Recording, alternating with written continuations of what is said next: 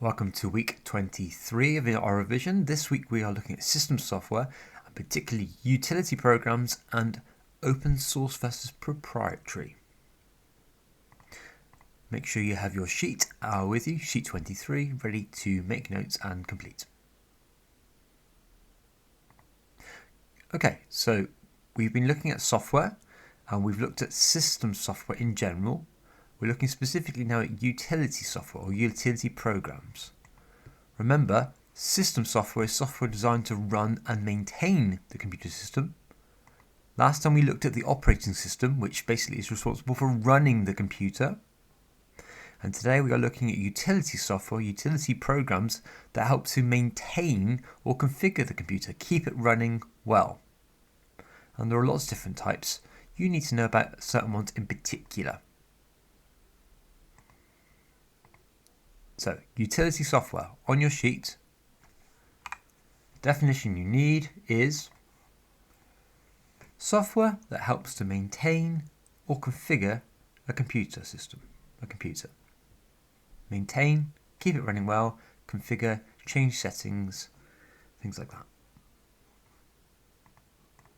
Okay, so there are several different types of utility software, or lots of different types. There are several you need to know, particularly for this exam. Compression utilities. Compression utilities help to reduce the size of files, so they take up less space physically on the disk. You're basically making the file size smaller. File formats for compression are things like zip and RAR. When the files are compressed, they need to be extracted, taken out again before they can be used. Compressing files is very helpful on the internet to help reduce the time it takes to download, or sending files as attachments, makes them smaller for sending, attaching to emails. For example, here you can see, look, a folder of files, different files, 11.4 megabytes. It's zipped up, compressed into a zip file, and afterwards it's 7.74 megabytes in size. But however, to use the things inside that, it would need to be extracted, unzipped again, so you could access the items. Compression. Another utility you need to know about is encryption. Encryption helps to protect data so it cannot be read or understood by third parties, people like hackers, for example. Encryption works by using an algorithm, code, to scramble the data so it cannot be understood without a key. It uses an algorithm key to scramble the data. And again, the key is needed to decrypt the data so it can be read at the other end. But anyone without the key cannot understand the information. So on your sheet, complete this section now, compression and encryption. Do it now.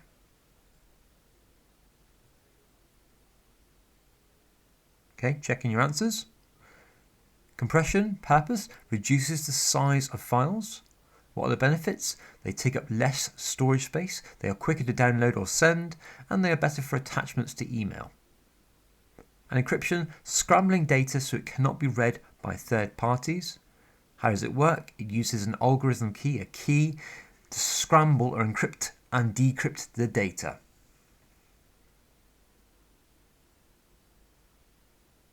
Okay, the third main utility program you need to know about is defrag or defragmentation. Now, defrag only applies to hard disk drives. It's not needed on solid state drives, for example. So this is because in a hard disk drive, the storage area is made up of lots of different areas called segments on the drive where the data is stored magnetically. When files are stored in it, they are stored with all the parts of the file, the segments, together. So the different parts, different colours here represent different files on the drive with all the different segments, parts, and the white there is free space on the drive. However, over time, those files get fragmented. They get moved, edited, deleted as the files get used. And unfortunately, parts of the files end up not being stored together. They are not contiguously stored together. You have gaps appearing in between the files and they are fragmented. Fragmented files makes the hard drive slow because it takes longer to find the segments of the files. So defragging works by getting the segments of the file and moving them so they are stored together contiguously. For example, all parts of file 1 are stored together, all parts of file 2 are stored back together. So they are all together. And all the free space is collected at the end of the drive. So it's easier to use and access. So what are the benefits of this? Remember, in a hard drive, you have a read-write head on an arm that moves backwards and forwards across the disk. After defragmentation, the segments of the files are arranged contiguously together, so the hard drive arm does not have to search to find the segments of the file, and the arm does not have to physically move as far to get to the different parts of the file. There is less physical movement, speeds up the access to the files. Speeds up access, less physical movement. So on here, 3 questions to answer defrag.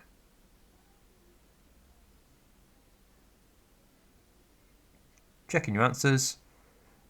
How does it become fragmented? Files get moved, edited and deleted. Segments of a file are not then stored together. Defragging works by moving the segments of the files back together so they are contiguous, stored together, and free space is collected at the end of the disk. And why does it help? There's less physical movement of the read-write arm in the hard disk drive. It doesn't have to search to find the different segment of files, which speeds up the access to the files.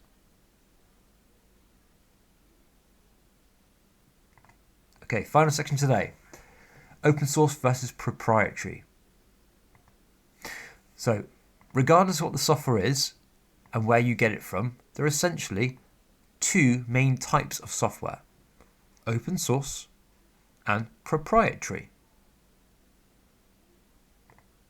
Open source is software where the source code, the code that it's written with, is made available freely to see and edit.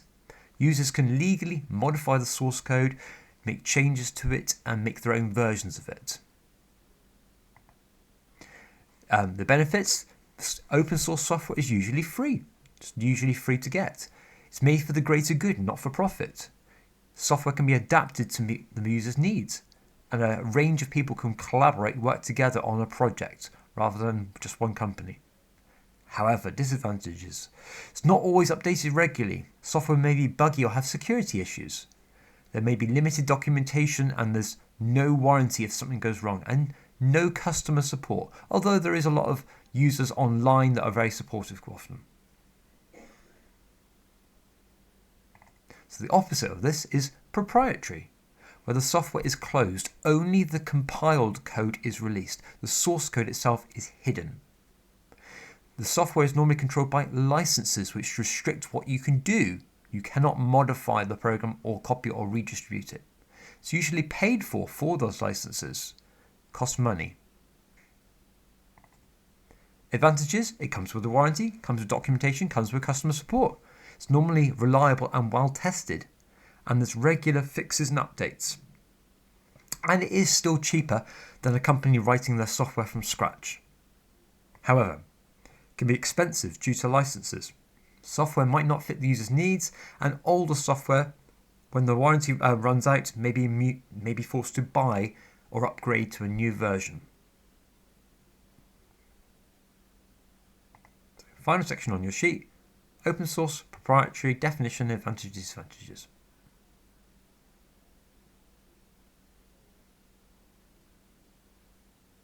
Okay, checking your answers.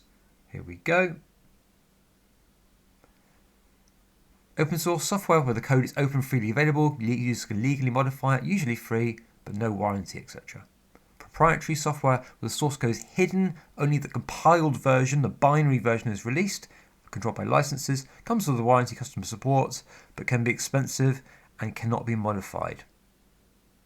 Add your answers to complete today's video.